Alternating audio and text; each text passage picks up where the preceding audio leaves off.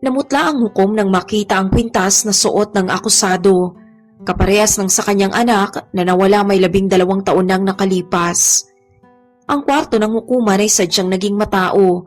Nagkalat ang tunog ng pagbubulungan sa paligid na nagbibigay refleksyon na pumupuno sa hangin. Sa upuan ng defendant ay nakaupo si Philip Matthews, taglay ang hindi mawaring ekspresyon. Makikita mo sa kanya ang pagkabagabag, pero ang mas naging kapuna-puna sa kanya ay ang kwintas na nakasabit sa kanyang leeg. Isang simpleng kwintas sa unang tingin, pero nagdadala ng malalim na kahulugan para sa lahat ng taong nasa korte, maliban sa isang tao. Si Judge Mary Dos Santos ay pumasok na ng courtroom. Taglay ang seryosong postura na nagbibigay indikasyon sa ilang dekada niyang karanasan sa judiciary. Gayunpaman, sa araw na ito ay waring nagkaanino ang kanyang paningin, isang hindi nakikitang bigat ang hindi niya maialis sa kanyang balikat.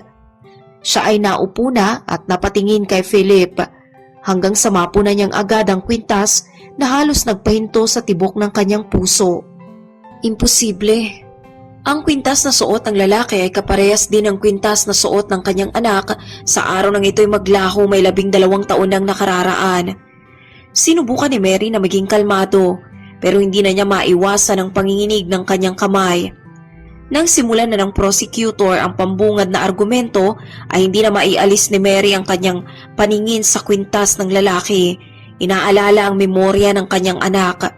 Napapangiti na para bang ang mundo ay napupuno ng posibilidad. Ang bawat salita ng prosecutor ay waring naging malayong ingay na lamang. Nahihilo si Mary at nahihirapan na itong paglabanan ng kanyang nararamdaman. Tanging ang imahe ng kwintas na lamang ang siyang humihila sa kanya palubog sa kawalan na binubuo ng mga memorya at pagsisisi. Bakit niya suot ang kwintas na yan? Involved ba siya sa pagkawala ni Luis? Ang pag-iisip na ang lalaking yun ay may kinalaman sa pagkawala ng kanyang anak ay tila nagpabaliktad ng kanyang sikmura. Sinubukan niyang huminga ng malalim kahit na waring ang hangin ay naging manipis ng mga sandaling yun. Ilang sandali pa ay unting-unti na naglalabo ang kanyang paningin hanggang sa tuluyan na siyang mawala ng malay. Nagkagulo ang lahat sa loob ng korte nang dahil sa eksena. Ang mga abogado at gwardya ay agad nagmadali para matulungan siya. Si Philip ay nasorpresa naman sa nangyari at waring naguguluhan. Ang trial ay agad na napostponed habang si Mary ay isinugod naman sa hospital. Iniskorta na muna si Philip pabalik sa kanyang selda. Nalilito pa rin sa kung ano talaga ang nagaganap. Ang kwintas ay naging simbolo na noon pa man ng wagas na pagkakaibigan. Isang bagay na sadya niyang pinangangalagaan at sadyang nakakakonekta sa kanyang nakaraan na ngayon ay waring malayo at namamantsahan ng mapagmanipulang pag-aakusa. Sa hospital, nadahan-dahang nagkamalay si Mary at ang una niyang nasa isip noon ay ang kwintas na alam niyang magiging susi sa katotohanan na maraming taon na niyang hinahanap. Malaki ang kanyang naging pagdududa. May kasalanan ba talaga si Philip o ang kwintas ay isang senyalis lamang ng panibagong mas malalim at mas komplikadong bagay? Ang kaso ay nagkaroon ng panibagong dimensyon. Ang investigator na si Simon Reynolds, isang pulis veteran na kilala sa pagkatalas ng kanyang isip at pagiging determinado, ang na-assign para imbestigahan ang pinagsimula ng kwintas. Si Simon ay sadyang mahilig sa mga misteryoso at pambihirang bagay at ramdam niya agad na may hindi tama. Agad siyang nagbigay suri sa origin ng kwintas. Pilit na hinahanap ang bawat sikreto na iisipin ng ibang matagal nang naibaon. Ang kwintas ay hindi lamang isang simpleng alahas. Ito ay isa sa mga nawawalang parte sa masakit na nakalipas ni Mary at magpaparusang sitwasyon ni Philip sa ngayon. Nangako naman si Simon sa kanyang sarili na paglalaanan niya ng hindi matatawarang determinasyon ang magiging kaso. Ilang sandali pa, ilang katanungan na ang napasimulang tumama sa isipan ni Mary. Ano ang tunay na koneksyon nila ni Luis? Matutuklasan ko na rin kaya kung ano talagang nangyari sa aking anak ng maraming taon ang nakararaan? Si Simon Reynolds ay nasa kanyang opisina na napapaligiran ng mga papers at files na nagbibigay refleksyon sa tensyon ng kasong kanyang sinusubaybayan. Magmula nang mawala ng malay si Mary, ang kwintas na nasa loob ngayon bilang ebidensya sa evidence bag ay tila nagkikinang naman sa liwanag habang nasa desk. Pumupukaw nito ang kanyang interes na waring may malalim na istorya dito na talagang nakadikit at napakatagal nang naibaon sa sikreto. Kilala ng metikuloso si Simon, isang lalaki na mas nakatuon sa facts kaysa sa panghihinala lamang. Base sa kanyang mga naging karanasan, kadalasan ang mga maliliit na detalye ang siyang nagpapatibay ng susi sa katotohanan. Sinimulan niya ang kanyang investigasyon sa pagkuha ng kaalaman sa pinagmula ng kwintas. Nagawa niyang kontakin ang ilang mag-aalahas at magsuri ng lumang sales records. Matapos ang ilang araw ng patuloy na paghahanap ay nakita na rin niya ang kanyang hinahanap. Ang kwintas ay natatanging piraso na ginawang may 12 taon na ang nakararaan sa mismong panahon din kung kailan naglaho si Luis. Napag-alaman niyang naibenta ito sa isang hindi mga kilalang personalidad, isang lalaki na nagbayad ng cash at naglaho na lang rin ng walang anumang bakas. Dahil sa mga pagkakadiskubring yon ay mas lalo lamang lumalim ang misteryo. Alam ni Simon na kailangan niya ng kasagutan at si Philip lamang ang nakikita niyang daan sa lahat. Sa loob ng interrogation room ay naging matensyon ang atmosfera. Pinilit ni Philip na magkaroon ng kalmadong ekspresyon sa kabila ng pagkabagabag niyang nararamdaman. Maraming tao na rin siyang nakulong, pilit na nilalabanan ng kanyang pagkainosente, pero ngayon ay waring nalalagay na sa matinding nervous breakdown. Philip, magdiretsahan na lang tayo. Paunang tanong ni Simon habang pinapakita ang kwintas na nasa loob ng bag. Ang kwintas na ito ay pasadya, natatangi sa buong mundo. Sino ang nagbigay sa iyo nito? Si Philip ay napapatingin na lang sa kwintas. Niregalo yan sa akin. Kalmado niyang naging tugon. Mula yan sa kaibigan ko. Yun lang ang masasabi ko. Sino naman ang kaibigan na sinasabi mo? Kailangan mong makipagtulungan sa amin, Philip. Kung talagang inosente ang mga taong nababanggit mo, ay bakit hindi mo sila ipakilala? Seryosong tanong ni Simon na nagpapakita pa rin ng pagkahabag at pasensya. Umilig na lamang si Philip. Wala akong sasabihin dahil wala naman silang kinalaman dito. Kahit ako wala din kinalaman dito. Wala akong alam sa nangyari kay Luis. Sinusumpa ko. Napagbuntong hininga na lamang si Simon. Medyo naiirita na rin sa pakikisama ni Philip. Ang pagtanggi ni Philip na magsambit ng mga pangalan ay mas lalong nagpatindi lamang ng sitwasyon.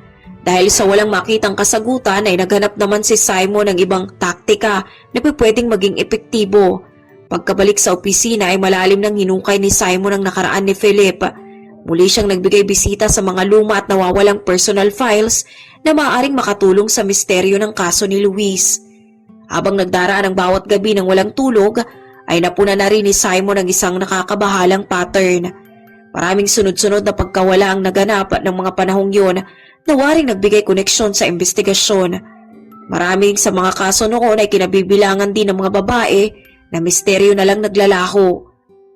Nakakita na rin si Simon ng ilang senyales ng korupsyon sa police force dahil sa mga records na dapat ay na-file na noon sa araw na nararapat o di kaya mga importanteng dokumento na waring binago na at tinanggap. Mukhang may isang taong nagpipilit na burahin ang nakalipas para mailayo ang investigasyon sa daan ng katotohanan.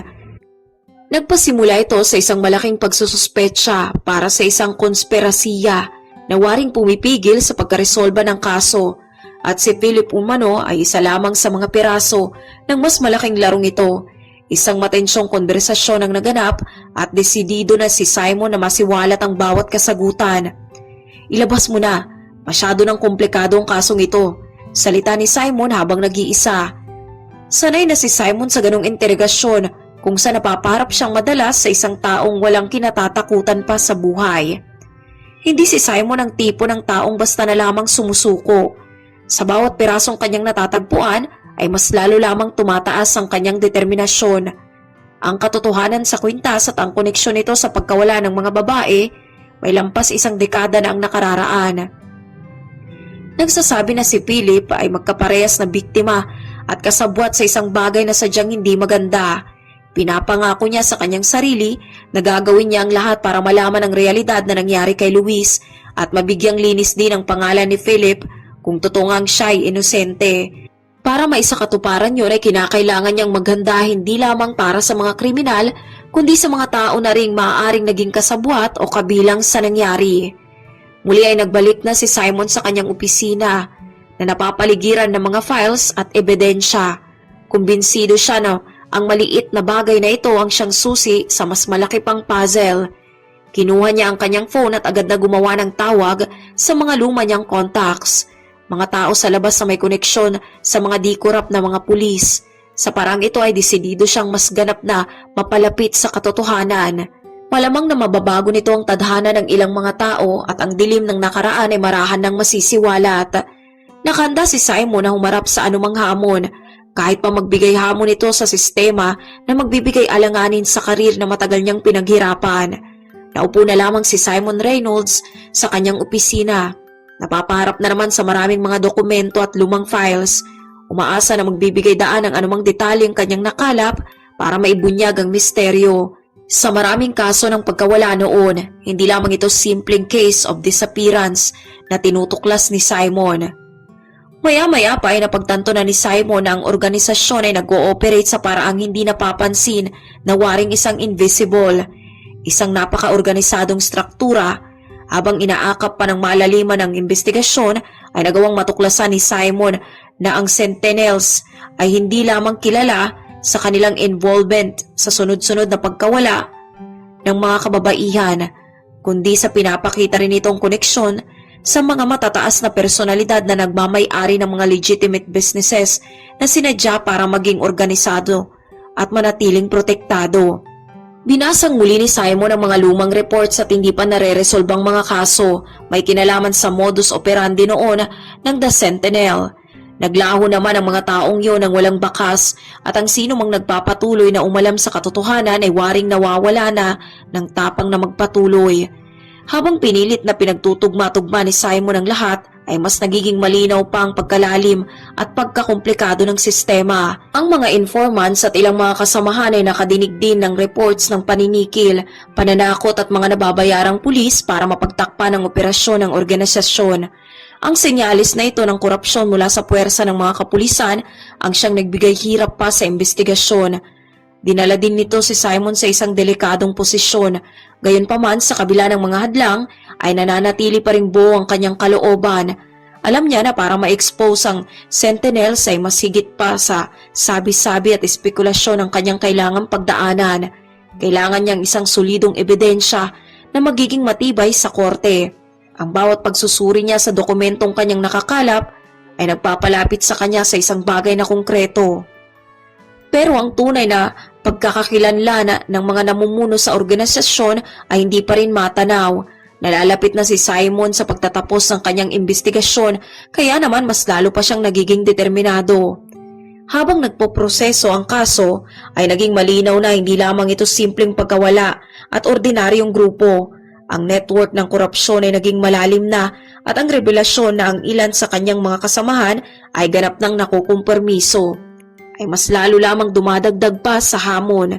Dito na naging maingat si Simon kung saan ang kanyang mga findings na ginagawa na lamang niya ng pasikreto.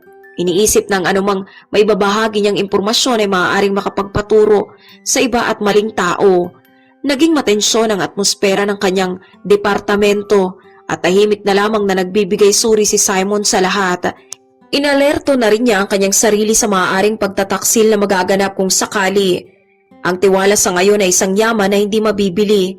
Kaya naman nag-arrange ng meeting si Simon sa isang mapagkakatiwalaang informant sa isang tao sa labas ng departamento na may magandang koneksyon sa mundo ng krimen. Naganap ang meeting sa isang abandonadong warehouse kung saan mag-uusap sila may kinalaman sa mga impormasyon na magbibigay daan sa pagpapatuloy ng kaso. Ang informant ay isang lalaki na may komplikadong nakaraan pero kilala sa kanyang pagiging matutok sa mahalagang impormasyon. Alam niya na mapapaharap siya sa isang bagay na delikado kaya ayaw niya munang mapaharap sa sinumang police investigator. Nagsimula ang informant sa pagsisindi ng yosi. May mga tao kahit saan, kahit sa team mo mismo. Alam ko, nararamdaman ko na yan. Kailangan ko lang ng isang bagay na konkreto. Kung sino ang tao sa likod ng Sentinels, paano silang nag-ooperate. Pagbuga ng usok ay agad na napatingin ang informant. May pangalan na dapat mong malaman. Logan Swanson. Siya ay nasa tuktok at direkta din siyang nagkakaroon ng koneksyon. Si Luis ang anak ng hukom, ang siyang kliyente mo. Anong ibig mong sabihin na direktang koneksyon? Ibig sabihin ba ay buhay si Luis? Napatungo naman ang informant. Oo, buhay siya at kasama niya si Logan. Hindi ko lang alam kung paano o bakit siya naging involved sa kanya. Basta't ang alam ko lang, si Logan Swanson ay isang napakadelikadong tao. Ang revelasyon na yun ay nagbigay bago sa kabuuang kurso ng investigasyon para kay Simon. Si Luis ay hindi lamang isang biktima ng pagkawala, kundi naging sentro ngayon ng isang laro ng kalakasan at manipulasyon sa pamumuno ng delikadong mga personalidad. Hindi gaya ni Logan Swanson, si Philip sa kabilang banda ay waring napunta lang sa maling panahon at pagkakataon. Binitbit ang kaparusahan, dala ng maling pag-aakusa, habang hinahawakan ng mga sekreto na maaaring makapaglahad ng katotohanan. Si Simon ay nagbalik sa kanyang opisina, pilit pang prinoproseso at inaayos ang lahat ng impormasyong nagkakagulo sa kanyang isip. Kailangan niyang gumawa ng paraan para ma-expose si Logan Swanson at maunawaan din ang role ni Luis sa kasong ito para magiba ang Sentinels at para malinis din ang pangalan ni Philip. Matapos naman ang ilang linggo ng walang katapusang paghahanap kasabay ng alanganing leads at pagkatakot na mapagtaksila ng kanyang kasamahan, ay nagawa na ring ma-allocate ni Simon ang kinaroroonan ni Logan Swanson. Kaya naman ang operasyon para mahuli siya ay agadang ding naiplano ng maingat, malayo sa paningin at tenga ng iba nang hindi maalerto si Logan na maging dahilan pa ng kanyang pagtakas. Ito ang eksaktong pagkakataon para kay Simon para matuklasan ang katotohanan at ang maisara na ang kaso ng tuluyan. Ang team ni Simon ay kumilos ng tahimik patungo sa isang secluded property, isang malaking bahay na napapaligiran ng masukal na mga puno na sadyang hindi madaling mapansin at mahanap ng kahit na sino. Waring ang lahat ng mangyayari dito ay walang sino man ang makakaalam. Ang raid ay naisagawa naman ng marahan at may pagtutok. Sa pamamagitan ng pagsisira ng bawat pintuan, umabante ang mga otoridad sa madidilim na kwarto hanggang sa mabungaran niya si Logan sa sala. Natigilan at walang magawa pa. Alam ni Simon na nalalapit na siya sa mga kasagutang kanyang ninanais, pero ang sumunod na mangyayari ay hindi nila napaghandaan. Sa isa sa mga kwarto ng bahay na yun ay nagpakita si Luis. Malakas at nasa maayos na kalagayan. Hindi naman siya mukhang biktima. Sa kabaliktaran ay naging kalmado lang siya na waring inaasahan na rin ang sandaling yun. Ang nag-iisang anak ni Judge Merido Santos na matagal nang nawawala ay naroroon. Ang babaeng iniisip ng lahat na nakidnap ay ganap na ring natagpuan. Namumuhay kasama si Logan Swanson. Taglay ang ibang personalidad. Kusa namang prenisenta ni Luis ang kanyang sarili sa kapulisan nang walang pinapakitang takot. Nang mabigyan siya ng katanungan ay nagsimula na rin siyang magpaliwanag kung ano talagang nangyari. Maraming taon na rin ang nakalipas. Nagsawa na ako sa patuloy na panghuhusga ni Mami sa mga ginagawa ko sa buhay. Kaya naman naglayas ako. Kilala ko na si Logan ng mga panahong yon at akin na rin siyang kasintahan. Siya ang nagbigay sa akin ng oportunidad na makatakas sa pressure na kinalalagyan ko at makapagsimulang muli. Magkasama naming isinaayos at pinagplanuhan ang bawat kaso ng pagkawala. Ang kidnapping scheme na yon ay isang maingat na planong matagal din naming pinag-isipan at ang kwintas na isa lamang sa ginamit namin para mailiko ang lahat ng pag-iimbestiga. Nakinig ng maigi si Simon habang sinisiwalat ni Luis ang mga organisasyon ng Sentinels na kinatatakutan ng marami dahil sa maraming kaso ng pagkawala. Ang lahat ay gawa-gawa lamang na pinalawig pa sa mga koneksyon ng mga korap na pulis na siyang minaniobra ang lahat. Ginagamit din nila ang peking organisasyon na yon para ilihis ang interes ng mga otoridad na isang paraan kaya mas pasikreto silang nakakakilos ng iligal. Nagpapakalat sila ng takot para mailihis ang atensyon na nararapat sa kanila.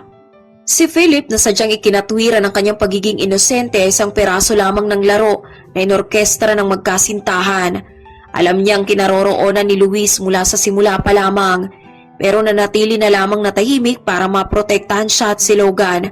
Kahit pa ang maging kapalit nito ay ang makulong siya nang wala namang kasalanan. Ang katapatan ni Philip ang siyang nagdala sa kanya sa isang sitwasyon na halos tumapos ng kanyang buhay. Nang maibunyag ang katotohanan ay magkahalong kaginhawaan at frustrasyon ang naramdaman ni Simon.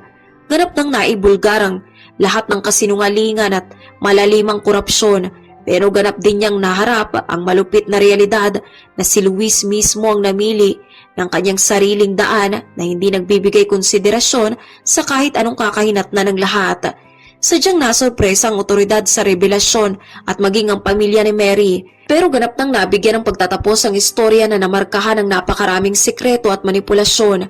Ang balita na si Luis ay buhay pa ay mabilis na nagkalat na sadyang nagbigay gulat sa loob ng hukuman, lalong-lalo na sa puso ni Judge Mary.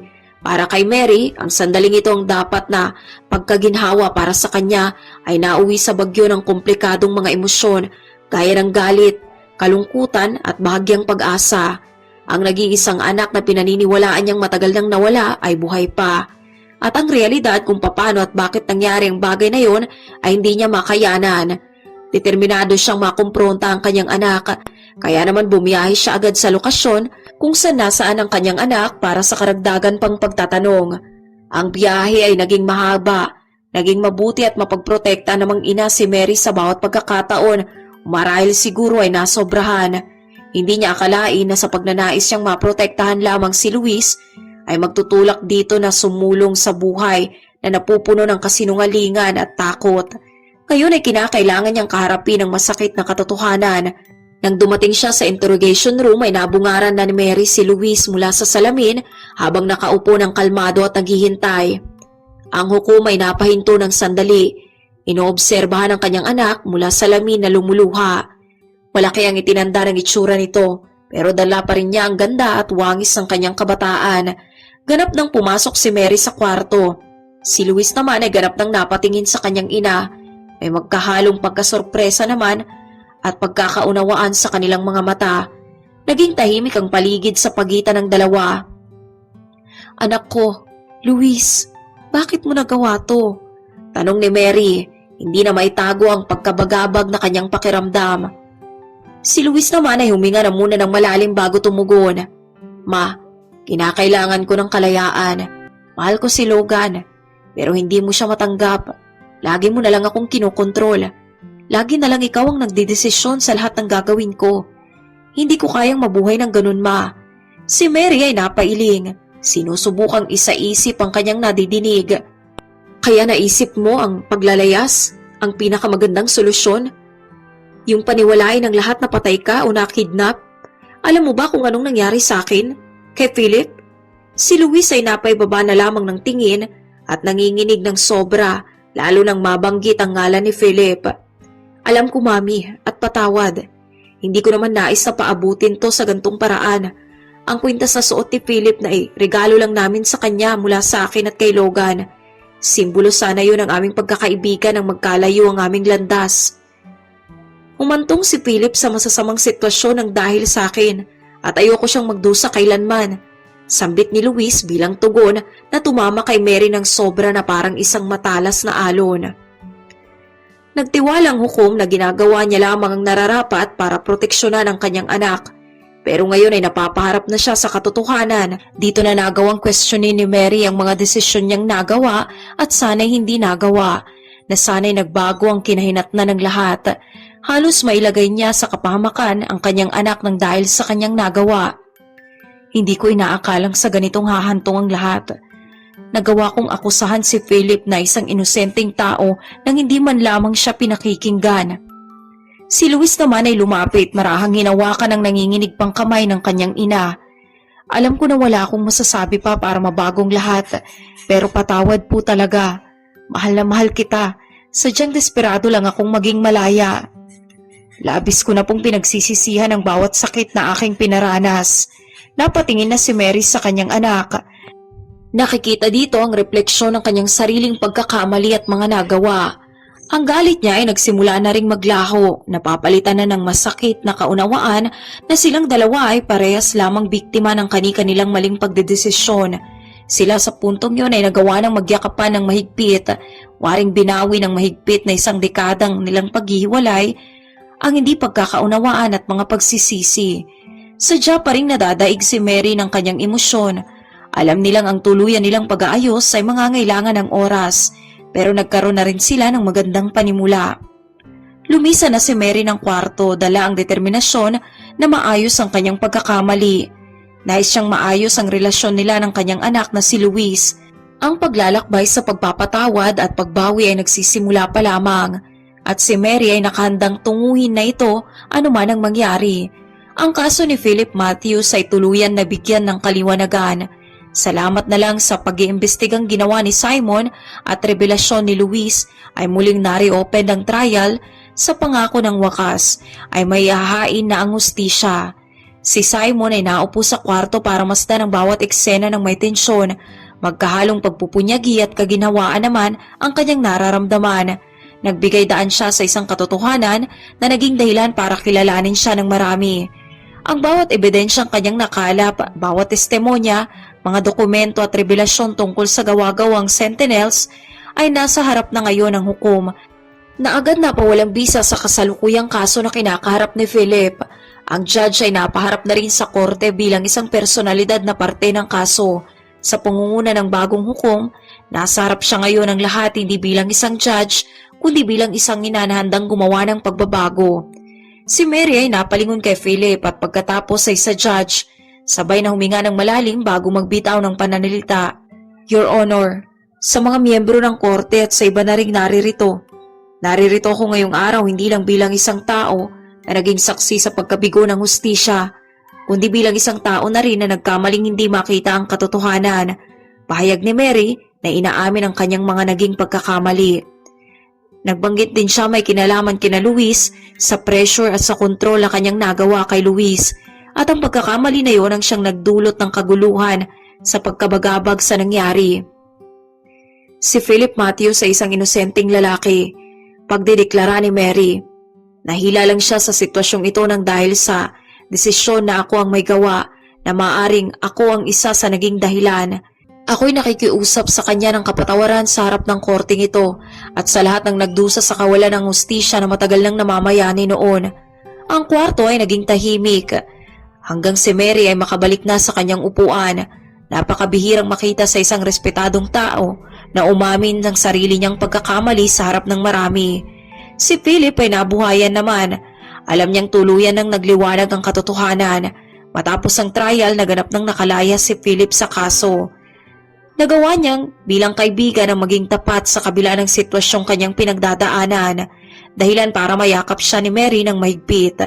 Nagawa na rin iatras ni Mary ang kanyang kaso kay Logan, dahilan na rin sa kahilingan ng kanyang anak. Nadala lang din naman si Logan ang kanyang pagmamahal kay Luis at hindi din naman niya ninais na gawin yon nung una. Kagaya ng nais ni Luis ay naengganyo lamang siya sa kalayaan na mabuhay na malayo sa panghusga ng iba. Sa pagkakataon na yon, ay nagkaroon na ng oportunidad ang mag-ina na magkaayos at bumawi sa matagal na panahon nilang hindi pagkakasama. Naging legal na rin ang relasyon ni na Luis at Logan at may puso ng tinanggap ni Mary ang lahat para sa pangako ng mas matiwasay at masayang pagsasama. Si Philip ay naging matalik pa rin kaibigan ng magkasintahan at ngayon ay mas naging maunawain na si Mary sa nararamdaman ng kanyang anak at nasasabik na rin sa pagdating ng bagong adisyon sa kanilang pamilya. Matapos nilang mapaggalaman ang pagdadalang tao ni Luis, dahilan para mas mabigyang inspirasyon siya at maligayahan hindi lamang bilang isang ina, kundi bilang isang lola.